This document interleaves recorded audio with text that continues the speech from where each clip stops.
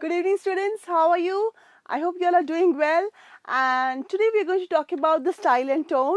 Last week we have been speaking about the central theme, the purpose of the passage, and today we are going to talk about the style and tone. Now, when I come to talk about the style and tone, we need to understand like any individual, they have a unique style. The same way the people who are writing also have their own style and they take up a tone. Think of it like this: like you have some 4 or 5 teachers, and all of them take care of you. I mean, they take different subjects, and then with some teachers, it's a different thing. The teachers are more interactive and they follow a particular unique way of teaching. And there are some teachers who would like just like them only to speak, and they would not allow the students to speak. So as it is different, in the same way, the tone. And now some teachers might be very friendly. It could be about your parents to your friends. I mean, the tone is very, the tenor, the sound of the voice or the thing is so sweet and very friendly. And some people are really very harsh. I mean, something like "get out," the expression. I would appreciate if you can go out. The same thing, but the second expression is very sweet and very subtle, and that you just don't feel hurt when you don't feel hurt when you listen to it. So that is how it is. So the style and tone of the passage or the novel or a piece of writing that you are referring to also is the same thing. So it has no difference at all. So let's go and explore how it is all going, and let us see how we can actually do it better. Now, when we're talking about an author's style, so let's see. The style in writing can be defined as a way a writer writes. Obviously, yeah. It is a technique that an individual author uses in his writing. It varies from author to author and depends upon one's syntax, word choice, and tone. It can also be described as a voice that readers listen to when they read the work of a writer. The reason why we had a very elaborate session, the first session of SAT, when we had to spoke about reading is a skill or introduction to reading, I spoke at length about how people can do wonders. I mean, when they are teaching, when they are speaking, when they are expressing, an author is just a tool to give his opinion. I mean, it has nothing to do with your acceptance. He is just giving his opinion, and it is expected that you can take that opinion, right? Nothing more than that. So we don't have to actually look for different things, like we are not looking for that. For example, let's take some examples so that it is more convenient for you to understand. If anybody would have read about Nicholas Sparks, I mean, I often take his name because at your age, the work is very subtle, it is very simple, and the word usage is also very, very smooth and beautiful. So I often speak about him. When we are speaking about Nicholas Sparks' works, we don't see that there is any it's beautiful. It's beautiful from the beginning. It's all about love from with different love between different people, between a mother and a son, between a mother and a daughter, between a father and a daughter. The first love, those 16 years adolescence love, those love in the oldies. I mean, the love that has been nourished and cherished, and it has been taken till the last stage of your life. So, and midlife crisis, so many things. It's all about beautiful definitions of love in the whole thing. So that is a style. So he takes it and takes up a topic, and he just goes on building it up, and then he gives a beautiful a beautiful place to make it set. So in the same way, you have Jeffrey Archer or you have Sidney Sheldon. I generally pick up these names because these books are so very you will see them everywhere and anywhere. So it is, when I'm referring to it, it will be easier for you to understand what I'm talking about. So this is about the style, the tone, the tenor is all different. I mean, when you're talking about love can never be aggressive. When we talk about love between two individuals, we make it the tone becomes so beautiful. Even the cruelest man, they tend to mellow down, and then that's how it goes on. So this here we are going to talk about the author's style, wherein we are going to talk about how beautiful the whole thing is going to be, and how it is going to, how the voice is going to be, how they are going to present their work, and when they are presenting their work also, how are they garnishing it? That is what is very important when I'm talking about, anything else. It is about how you're garnishing it with the words, with the syntax, with the tone, and that is how, you eat pani puri in the, on the roadside, street side, and you also eat pani puri in the best of restaurants. So what is the difference? It's just how they present it. So the taste, yes, there could be a change in taste. So I think I have not taken the right example. Pani puri was not the right example for it. Probably let's take a Italian delicacy that you eat on a roadside restaurant, and in a beautiful Italian restaurant. So whenever you eat this Italian cuisine on a roadside street, they would prefer more of Indianized. You have more of it's the Italian cuisine is so bland. It is like it's bland, and but when it comes to the street side, they would make it spicy, so that it is the audience, so that the taste is acceptable by the audience. But when you go to a Italian restaurant, proper Italian restaurant, they would not succumb to your taste. They would just give it theirs, and then you have to enjoy the flavor. That's what it is all about. So that is exactly what the style and tone and syntax and word talks about. It's a style author chooses to present himself, his ideas, his conviction, and you like it or you don't like it. That is your choice. So that is how it is presented. So this is about that. So the whole purpose of the style and tone is all about that. Now, when we are talking about the style is the way the author uses his words, phrases, and sentences. Absolutely right. Some people are like, I had this love for literature. When I used to read those beautiful works by great people, I used to talk about. I used to like. Not writing just simple sentences. I used to like more the complex way of using a sentence, the mystic thing. When I write, you will see that kind of a mystic thing that appears and stuff like that. That is what I like, because being a literature student, it was easier for me to be talking all about. Reading Shakespeare or Tennyson or Thoreau. All these are so beautiful. I mean, they are so amazing. So we have to, go through this. So that is about the author. So when I'm talking about the author's purpose, again, it depends on the purpose as to why the author is writing it, or what is the opinion that he wants to project. That's really very important when somebody is writing. So let's see. Now the vocabulary choice is completely personal. You just can't pick up vocabulary from you just don't pick up vocabulary that actually does not gel with your work. You pick up vocabulary if you want to sound slang. I mean, you want to sound native, so you would pick up some words and vocabulary that is more appropriate there, or that is more used there. Okay, and when you are actually looking at something different, like you want to show a class, or you want to show intellectual thought process, or you want to show something different, the vocabulary is actually in sync with whatever you want to project, rather than just giving something like that. Okay, so that is about the personal word choice or vocabulary that we're talking about. Let's go to the next one. These are the types of sentences.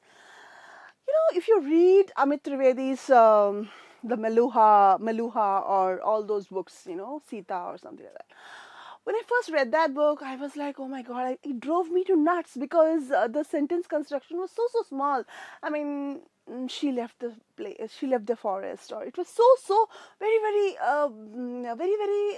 simple, and it doesn't had that kind of substance I was looking for. And then I understood that the reason why it was so simple was it was not being catered to some English audience. It was being catered to the local Indian audience, and at the same time, when you use complex sentences and compound sentences, what happens is when you translate the work, the essence of the work vanishes. So, and I for a day or two, I was like so not happy with Amit Trivedi's work. But then I understood something else, that his books are being translated in many other languages. So when you want to keep the essence of the work, it is good to keep it as simple as possible, because when you're translating it, you don't carry the translator does not carry your mindset. So so that is needed. So that's the reason his work was so simple. So that is what you need to understand. Basically, so the types of sentences you would use, or the types of vocabulary that you would use, would be very it should be in sync with whatever you want to present and with whatever you want to project, and how you want to project your opinion. Opinions can be projected in the cruelest way possible, in the harshest way possible, or in the most loving way possible, right? That's your call to understand what you want, how you want to project it. So that's what. So now the next one is a point of view from which the text is told. Now, is it being told from the receiver's point of view? Is it being told from the doer's point of view? You know what? Every instance, for example, will have different perspectives. We always tend to, even in our daily lives, I would like to tell you that even in our daily lives, what we do is we try to, take the general perspective. We don't at all think from the perspective of the other person. We always think from our dimension, and then we tend to take decisions. We tend to, do mistakes, and we tend to embark on the wrong paths. But when you talk about other things, I would like to tell you that you really have to understand that everything that happens, or every event that takes place, or every thing that takes place has different perspectives. One from the doer's perspective and one from the receiver's perspective, and they could be on the two different pages, and that is what creates a lot of misunderstandings and a lot of blah blah blah.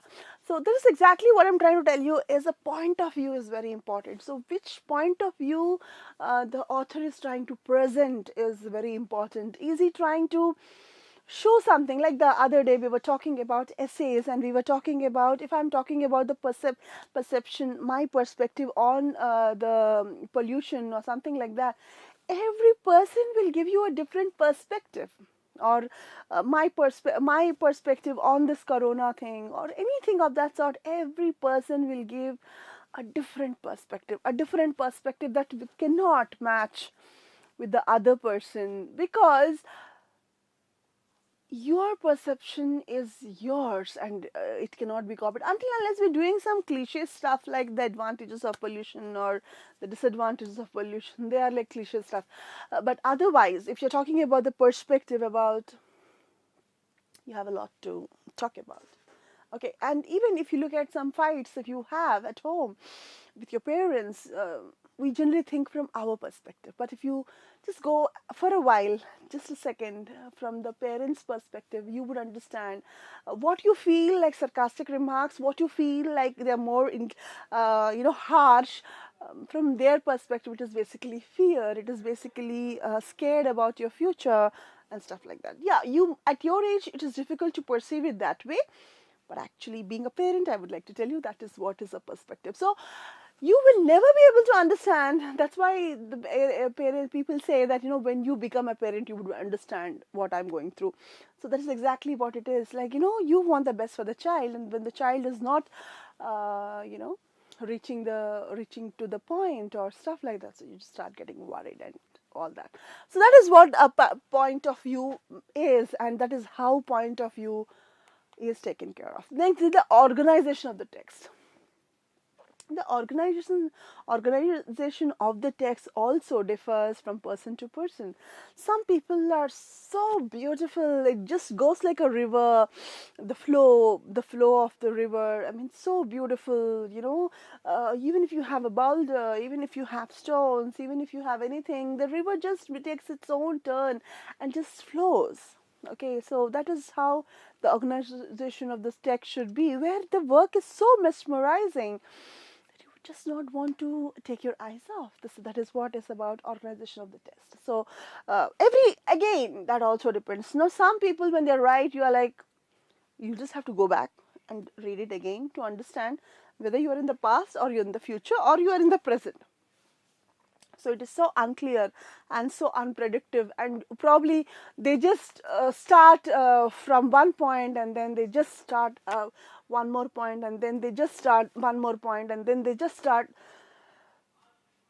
It's like a maze. The other day I was looking in I was seeing a web series called Green. It's a Spanish one. It was about nature and how trees have life and how they how they connect to people, and how people are. So there are some people who actually take care of the forest. So it is about green count or something like that I have read. That I was seeing on Netflix, and you would not believe it was around for 8 or 9 episodes. I clearly don't remember. It was around 8 episodes, and every episode was so messed up and juggled up. Like, they start from here, and then they start here, and then they start go there, and then it's like juggling so much that I really had to be really concentrating and attentive until I completed the whole stuff. It's a beautiful web series on Amazon forest, and how people protect, and how different things I would, but it was so beautiful. I mean, it was so beautiful. It was so intricately weaved. I would not say beautifully weaved, I will say intricately weaved. It was so intricate that you really have to be attentive to be understanding the whole stuff. Otherwise, just go back and have a look and then come back. So that is how the whole thing was all about. So the organization of this test is also depends from varies from person to person. You will see web series where if you want to show the past, you will completely show the past, and then you will start the you would stand in the future present, and then you would start the scenes showing the what next. There are some beautifully places where they start in the past, and then they come to the future present, and they then bounce back to the past, and then bounce back to the future. So they do that way also. But this green thing that I'm speaking about, it was like every 15 to 20 minutes it was changing, and you just have to be on your toes to understand where you stand. Okay, so that is about the organization of the test. Unlike the web series, authors also have their own way of writing. I will talk about Love in Kalra, written by Gabriel. I mean, he is such an amazing author. Rather, in all my life that I have read so many hundreds of books, and his book is one book where I saw a different way of narration. Every character had spoken their perspective, and every character, the other character would speak their perception about the same event. So you are like, sometimes when you look at it, it's like you are seeing a transparent bowl. I mean, you can actually understand what is on the table and what is inside and everything. So it's so beautifully written. Then you have this Arundhati Roy, the god of small things. She also writes beautiful stuff. I mean, it was so beautifully written that she would just jump to the past and future thing, and then she would past and present, past and she would just cascade like a beautiful thing. So again, there you have to just suddenly pinch yourself and say, where are we right now? Are we in the past or in the present? So that's how it is. So the organization of the text completely beautifies the work, gives a better conviction, and organize, definitely. Okay, so let's go to the next topic. So these are the four components that will reveal his or her style. That is going to talk about the style of the author. Okay, so let's go to the next thing. So when analyzing an author's style, we need to consider perspective, point of view, formal or informal writing. Is the author very formal, or is the author not, informal? We need to understand that. What kind of language, what kind of vocabulary one is using, what kind of, slang are you putting in? So that is going to, because a fisherman and a person who studies in a good university, though they might descend from the same family, they'll have different ways of using the language, right? So understanding that is very important. The kind of pronunciation the fisherman would have and his sibling would have, who graduated from a different place, would be different. And if it is not different, then there has no metamorphosis that has happened. So it is better off that you become a fisherman itself. Okay, so that is what formal or informal writing would mean when I would characterize in character the attributes of a character, and I vary them because of from the background that I build upon, the author builds upon. The next one is the organization and structure of the text. As I told you, are you cascading, or are you just going like a beautiful flow, or what is the kind of structure that you're using? What is the kind of, have you divided into chapters, and you have segregated, or what have you done with it? So that is very important. The next one is level of complexity in the writing. Complexity is, if you are someone like, I will have not seen any complexity in Amit Trivedi's work, because I understood that basically he translates his work into 100 other languages. So so many languages. So it is very ridiculous to be using complex sentence, where the essence of the sentence will not be carried. Okay, so what is the level of complexity? So that depends on the kind of audience you are choosing to use. For which kind of audience that you have written that book is very important. Okay, so the next one is the overall tone. What is the tone? Is it negative? Is it positive? Is it neutral? Is it argumentative? Is it criticism? What kind of a tone that you're talking about? What kind of a point of view you are talking about? What kind of a complexity you're talking about? That is all comes with the tone that you're using. If you are using a very harsh tone, so you would definitely be criticizing things and doing stuff. If you are using a very beautiful tone, so you mean to say that you are very beautiful within. So that is what the tone talks about. So it's very important. Okay, so by using these features in writing, different meanings of the content when the story or text is about are shown to the audience. So now, before that, we need to understand what is the kind of audience that the author chooses. Every writer has a different kind of audience. They don't target the some people target at being the bestsellers.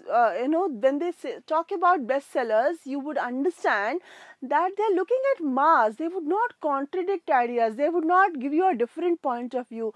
They would just go with the masses. They know the market. They know who is going to read them. So they would never try to defend these people. They would never try to, offend these people. It's like those commercial movies, our Hindi Bollywood movies and stuff like that. They go with the flow. They will not present any contradictory idea, because they know that they will lose their audience. So the audience is very important. So the author, when he pens down something, he has to understand for what is his audience, and once he knows who is his audience, it's easier to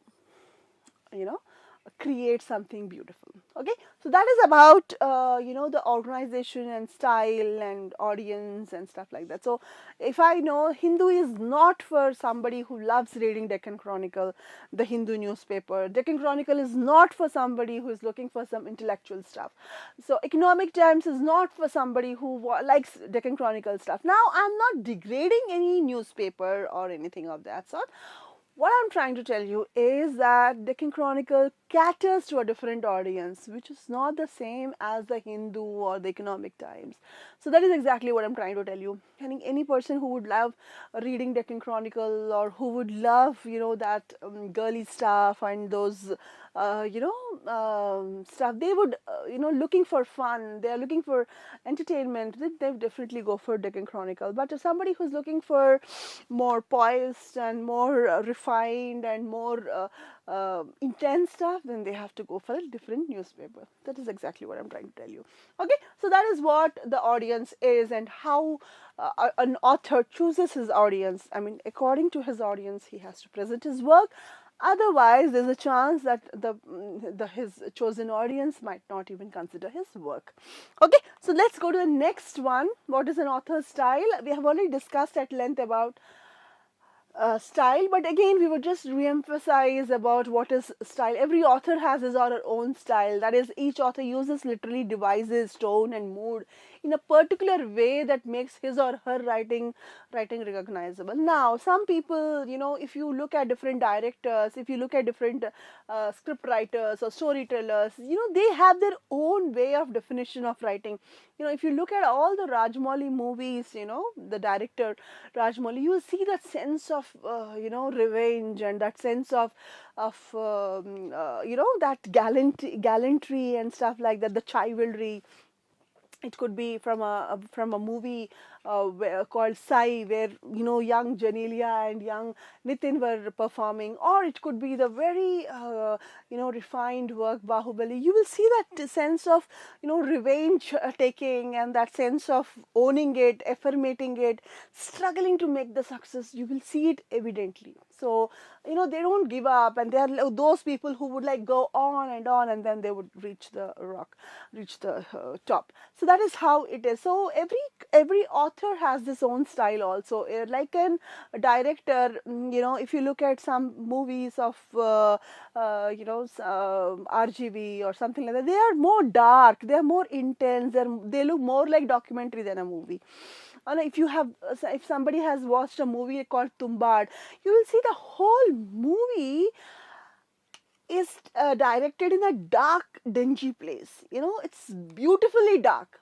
So you just have to like that. Otherwise, you might feel that you are blind, or you can't see it properly. So that is the way of direction. So exactly in the same way, people choose according to their moods. It all depends mostly on the author and his audience as to what he wants to present and how he wants to present. So author style plays a very impactful role in our work, because that's the way he is. That's the way he projects his work. That's the way he uses devices. Like, he repeats words and he uses a style, or he uses a lot of puns, or he uses a lot of, different kinds of devices. We would talk at length when we are doing something. I mean, the writing parts, essay writing part, we'll use that. So, depends on that. So, we have around 44 devices in English language as to how you need to put your work, and depending, people use a lot of figurative speech, metaphors, similes, personification, all these things to intensify their work. If you read something of Bernard Russell or something like that, you just have to read completely 2 or 3 times before you actually make an understanding. Actually, if you can make an understanding of what is written, you just have to minimum read 2 to 3 times. So that is the kind of level of work we are talking about. So, and somebody is so cliche, and somebody is so simple that it just gets in, and somebody is so breezy, I mean, so beautiful and stuff. That is exactly the kind of style that the author wants to project to the audience. Now, I would like to talk about something like Cinderella, something like, beautiful dresses. And, if you look at movies also, you will see some movies where everything looks beautiful. Everything, from the hero, whatever he's wearing, from the heroine, whatever she's wearing, the settings of every home, everything looks beautiful in its own. So that is a mood, that is the director's, style of, projecting things. Exactly, that is the same with author's style also. So how is he going to present it is completely on his way, and it is different from every person possible. Okay, so when you read several books by the same author, you become accustomed to the author's style of writing, and sometimes you look for authors with a similar style. Now, somebody who loves Sidney Sheldon, they would definitely like Jeffrey Asher also, because both of them write thrillers and stuff like that. I love Nicholas Sparks, so I look for people who write like him. I used to like Barbara Cartland. So literally, I had all her books around. She wrote 24 books, and I had all her books in my library. So that's how it is. So you like a particular way of reading. So I choose, like, if I am very hectic and I have been working a lot and I was like too busy, so I pick up some web series or some book that will cool me down, chill me down, and then I like start becoming feeling more hopeful and feeling more better and stuff like that. Sometimes you are so bored with cliche stuff that you want something dark, you want something intense, so you would pick up something, like Dan Brown or something, and you would like to read that kind of work. So this is exactly what it is. So if you are someone who likes, the casual stuff, so you would have your different kind of movies. You would choose more of fiction and romantic movies, and books are also the same. Books are also the same. When you are talking, you don't pick up a Charles Dickens book or something like that when you want to read something like a Pride or Prejudice or something like that. So understand.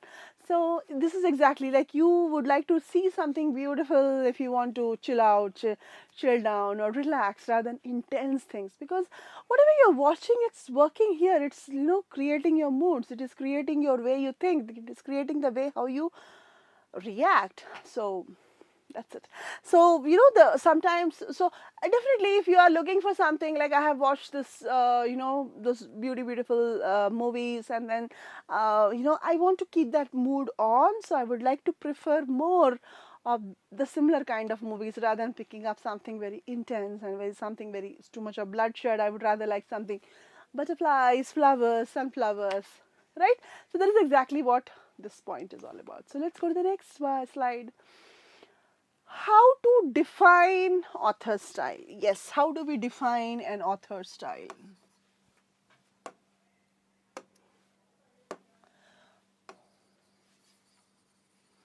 How do we define an author's style? Yes. Now, when we talk about author style, style in literature is a literally element that describes the ways that the author uses words, the author's word choice, sentence structure, figurative language, and sentence arrangement all work together to establish mood, images, and meaning in the text. So how do you define it? It is defined by all these things, how the mood changes, how you keep the words, how, are you trying to keep it sarcastic, or are you trying to keep it intense, or are you trying to keep it light, easygoing? So it depends. It's okay. There are some projections of a grandfather. Some grandfathers would be very strict and very horrid. I mean, very, very strict and stringent and stuff like that. Some grandfathers are chill, maro. They are like, just chill out, guys. You can do this and stuff like that. And some are like, they're always talking about their hardships, and they're always talking about how they did their life and how they went on, and it was horrible. Okay, so that is very important, that you need to know that where you're going or what you're doing. So that is about the author style. So the next one is types of author style. Let's see, there are 4 basic literary styles used in writing. These styles distinguish the works of different authors one from the another. Here are the 4 styles. Let's see, the expository or the argumentative style, where you get to see a lot of social issues and economic issues and stuff like that in this kind of a thing, where you argumentative itself means that two people are against each other, or against each other conviction, or against each other argument and stuff like that. So this is about the expository or the argumentative style, where they are arguing about one particular concept or topic or anything of that sort. The next one is a descriptive style. Now, descriptive style is more elaborate and more intense, and intense not in the sense of meaning, but in the sense of description. It gives you a lot of information about a particular thing. It could be about about history. It could be about the beautiful, anything. It gives an elaborate description of a particular thing or an event or stuff like that, which goes on for a particular period of time, and then you understand that it is basically describing something. The next one is a persuasive style. When you're talking about the persuasive style, we are talking about persuading someone with your opinion. It is not argumentative. We are not at all arguing. Every day we go through this persuasion process where we talk about people, persuading, the salespeople persuading no, their customers to buy something new, to try something new, and to explore something new. So it is happening. So it could be about an idea, it could be about a product, it could be about an experiment, it could be about anything and everything. So the persuasive style is always about to pursue people, about thing. We have done this PIE, where we have done three different kinds of, purpose of the passages to why an author writes in the first place. In the purpose, we spoke about persuasion, we spoke about informing or explaining, and we also spoke about entertainment. These are the three different ways. These are the three different reasons why a person wants to pen down something, or wants to write something, or wants to express something. So they are the same here. We have understood that there is something called argumentative style, where you argue about a particular, it's basically criticizing something, a concept, and a policy issue, where you are criticizing and you are trying to bring out a solution, or you are trying to criticize and so that something good happens and stuff like that. The next one is a descriptive, that is the information or explaining something about something, describing something. And the third one is a persuasive style, where you're persuading someone to do something, to take upon something, to pursue something, right? So the next one is a narrative style. Narrative style is basically done for entertainment purpose. It is basically one person is narrating about their own life, or about an incident, or about an experience, or about an situation. It could be anything, the narrative style. Now narrative style can also be done for entertainment, and narrative style can also be used to give your opinion on something, but it is basically for entertainment purpose. But you have this literature things more on narrative style. uh, so when a person is talking about biography, or something like that, you will see a lot of narrative style happening. Okay, so this is the types of author style that you can talk about. So let's talk about expository or argumentative style. Expository writing style is a subject oriented style. The focus of the writer in this type of writing style is to tell the readers about a specific subject or topic, and in the end the author leaves out his own opinion about that topic. Now the author can leave out his own opinion, or put it on display to understand that how you feel about it, or how contradictory he feels about it, and how contradictory the people, he represents the people and tries to do that also. So it depends on a lot of things about how you are going about the whole topic. Okay, the next one is the descriptive style. In descriptive writing style, the author focuses on describing an event, a character, or a place in detail. Sometimes descriptive writing style is poetic in nature too, where the author specifies an event, an object, or a thing, or rather than merely giving information about an event that has happened. Usually the description incorporates sensory details. Now when you're talking about description, you would talk about the fragrance, you would talk about the sound, you would talk about how it tastes and stuff like that. Apart from that, you can also see that there's so many great works, the epic poem Paradise Lost, where it is written in descriptive style about how thing was going on and on and on. So now in the first argumentative topic, we were talking more about the subject, and now here we are going to describe an event that has taken place by the subject. So that is what varies from the expository to descriptive style as to how it happened. Sometimes you just in the beginning of a movie itself, you will see that something has bad happened and people were all haywire, going haywire. And then slowly you start describing each event, and focuses on describing an event and how it took place, and how it, completely matured, and how it has come to the final, and they will connect it back to the first scene. That is how a movie is done. So in the same way, in the writing style also, this kind of a work is done. So we can speak about The God of Small Things, written by Arundhati Rai, who starts her work like this, who starts her work with the present day, and then she takes you back to around 14 to 15 years back, where she describes the whole event, and she brings us back to the, by the end of the book, we get back to the first day where we started. So that is how the whole description style is all about. It is about more about elaborately describing each and every event that happened, and that completely cocoon the whole story.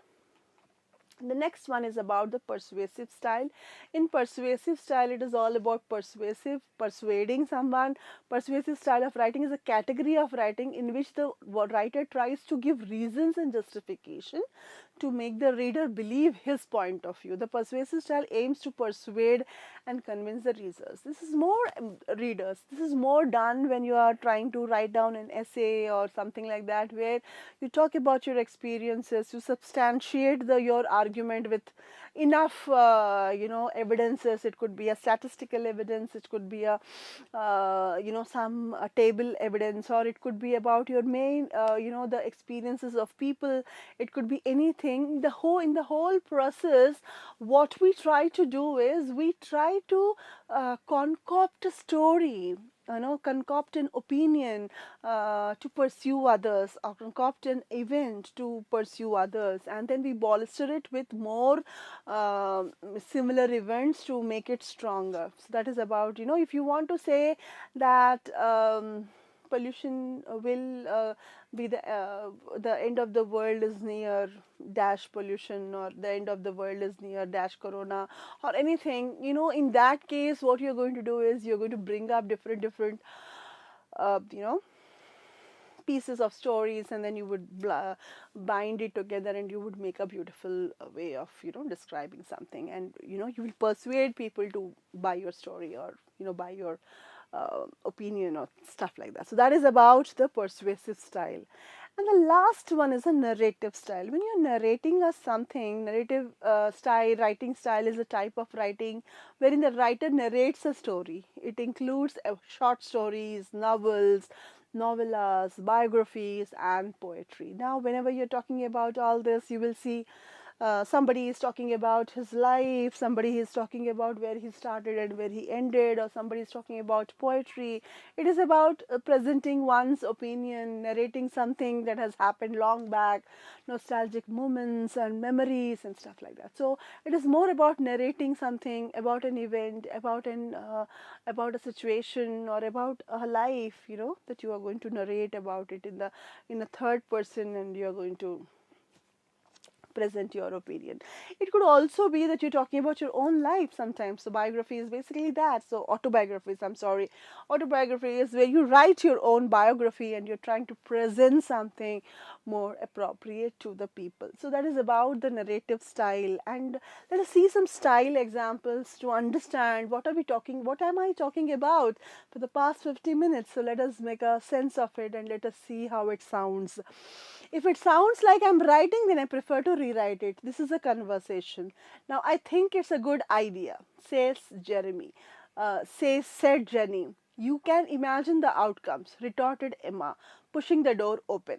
Reluctantly, Jenny followed. Now, this is what a narrative is, where you, give both the sides of the dialogues, and you start writing something, where you don't put Jenny and you don't put Margaret and you write the thing, but, you say the sentence in quotation marks, and then you put a comma, and then it said Jenny, said Margaret. So this is how you're going to show a narrative style. Whereas this is basically something conversation, two people are speaking about it, that is more in conversation. The next one is the sunset fills the entire sky with the lovely deep color of ruby, setting the clouds ablaze. Now this is basically the descriptive style, where we are going to describe the whole event, or a place or something like that. So this is how this is going to be, you describe something. So you understand when you're doing a conversation, it's a different way of expression. When you're doing a narrative style, it is different, and when you're doing a description, it is different. So there could be evidences where people might, take two different kinds of thing. A narrative style where he could describe it and also he would put it in a narrative style. That is also possible. So absolutely, that is possible. Okay, so a trip to Switzerland and is an excellent experience that you will never forget, offering beautiful nature, fun and sun. Book your vacation trip today. When you're talking like this, we are basically pursuing someone to take your tickets to for a vacation to Switzerland. So see the difference now, how each one goes and how each one is different from the other. It is not in conversation. It is no, the last one is not in conversation. It is basically to sell something. It is basically to persuade someone to do something or to think something different than what they were already thinking. Even if you were not thinking about going to Switzerland, you start thinking, oh my God, such a beautiful, excellent experience about beautiful nature, fun and sun and rhymes and stuff like that. So when you're going to the second one, they are describing something, but they are not trying to sell anything. They are not trying to make a point there. They're just describing it for the heck of describing it. In the second one, you will see it is being, they're narrating it. They are not using any different things. They're just narrating the whole, stuff. So that is about, the different styles. These are some of the style examples. There could be many, but these are the most important one that we do.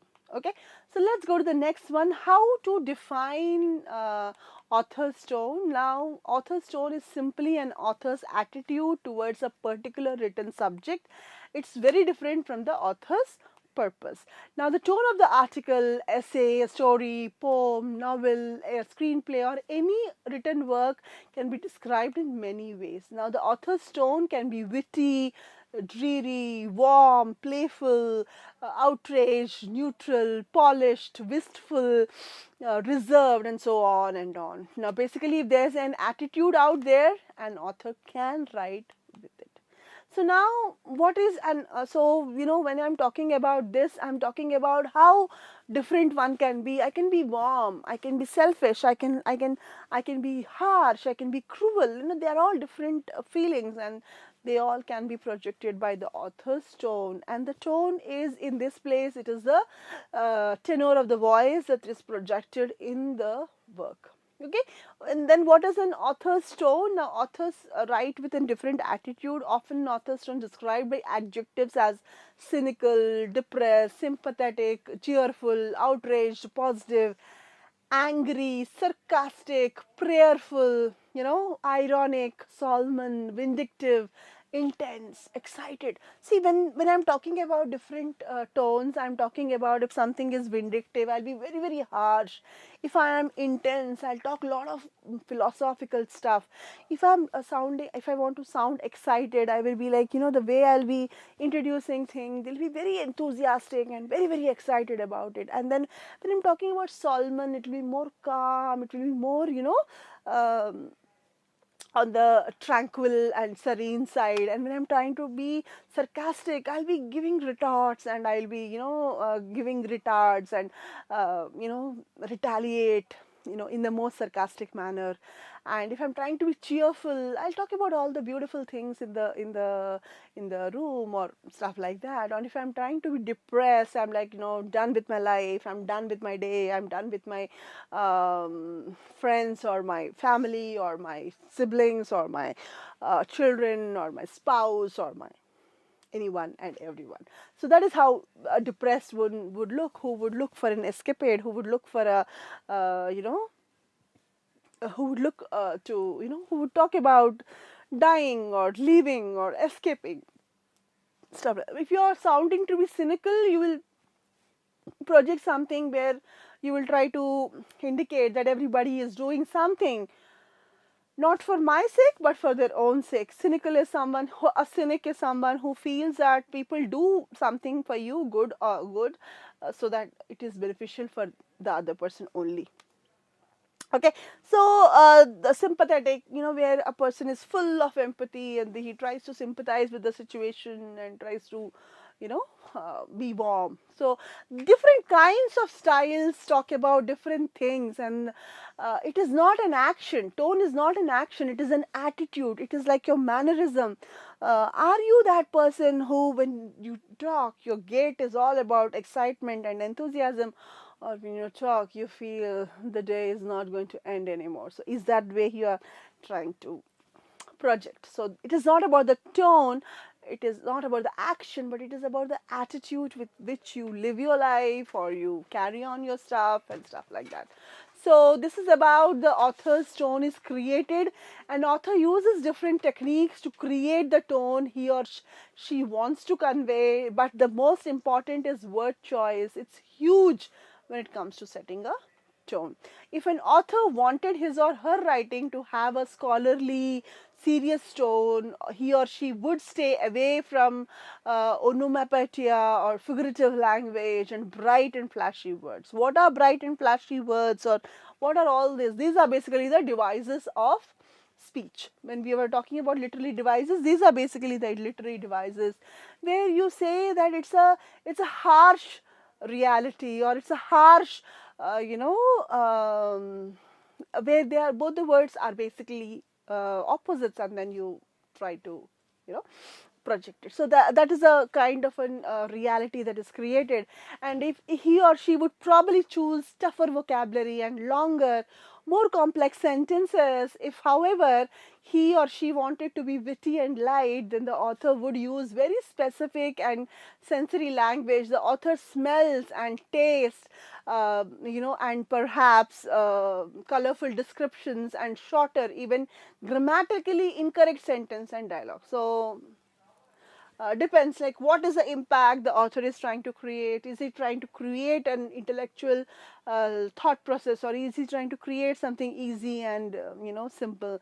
What is it? So it all depends on the tone, the attitude with which the author presents his or her work. So now let's see some example how different tones can be created using the same scenario. So let's see tone number one. We have tone number one and tone number two. Let's start with tone number one. The suitcase was packed. His guitar was already on his shoulder. Time to go. He took one last look around his room, pushing down the lump forming in his throat. His mother waited in the hallway, eyes red. "You will be great, baby," she whispered, pulling him to her for one last hug.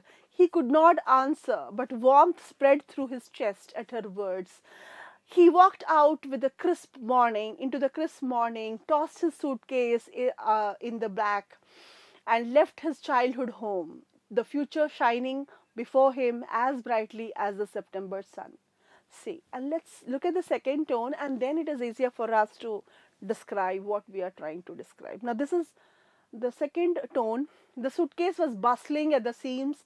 His old beaten up, guitar hung around his shoulder, knocking him in the head as he entered to get out the gold dang door. Now he looked around his room, probably for the last time, and coughed so he did not start blubbering like a baby. His mom stood there in the hallway looking like she's been done crying for the last 15 hours. "You'll be great, baby," she cooed and pulled him into a hug so tight he felt his insides squishing around. He did not answer, and not because he was upset or anything, more because she did squeeze the words out of his throat. He clumped out the house, threw his junk in the car, and smiled as he revved the engine. See, both the instances talk about one single thing, about a boy leaving his home for a better future. But see the tone number one. It is so gentle. It is so beautiful.